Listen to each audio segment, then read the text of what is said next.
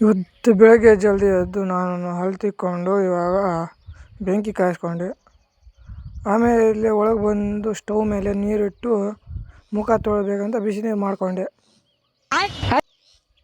ಇವಾಗ ಫಟ್ ಅಂತ ರೆಡಿ ಆಗಿಬಿಟ್ಟು ನಾನು ಹೋಗ್ತಾಯಿದ್ದೀನಿ ಕಾಲೇಜಿಗೆ.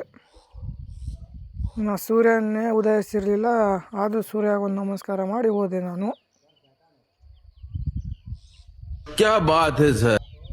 ಬಸ್ ಒಳಗೆ ಬಂದು ನೋಡಿದ್ರೆ ಒಂದು ಸೀಟ್ ಕೂಡ ಇಲ್ಲ, ನಿಂತ್ಕೊಂಡೇ ಹೋಗಬೇಕು.